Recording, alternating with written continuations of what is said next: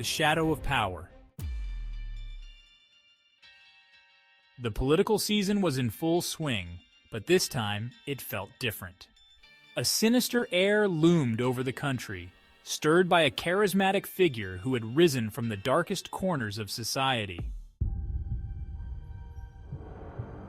His name was Victor Cain, a convicted felon, liar, and con man who had somehow wormed his way into the public's favor.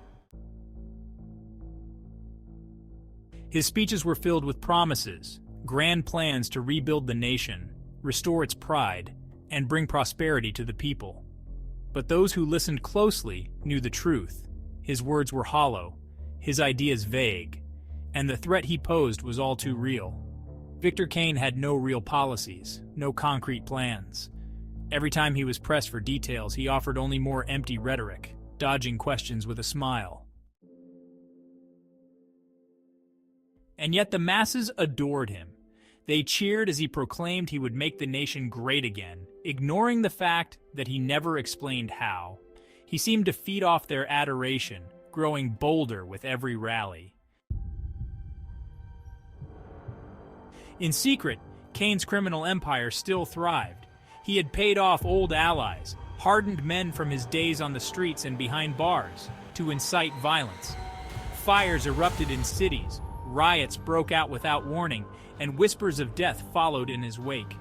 Whenever tensions rose, Cain appeared on television, his voice smooth, his presence commanding. He condemned the violence, but always with a smirk that never reached his eyes. Those in the know recognized the puppet master behind the chaos, but most were blind to his game. His true desires were never clearer than in the book he penned, a chilling manifesto that outlined his vision for the future. In it, Cain praised the dictators of old, tyrants who had ruled with iron fists, spilling blood to maintain control. He glorified their ability to keep their country strong through fear, violence, and total submission. Strength through fear, he called it. He spoke of reshaping society into a pyramid, with the wealthy and powerful at the top crushing those below. The book was a hit, widely circulated among his followers, but dismissed by the media as just talk. A work of fiction, they said. But those who read between the lines knew it was anything but. His words were a blueprint for domination, a guide to turning the nation into a dictatorship under his rule. And yet, the people followed him. Whenever his lies were exposed, stories he concocted about foreign threats or non-existent achievements, he laughed them off, spinning wild tales that had no basis in reality. Fact-checkers tore him apart, but the damage was already done.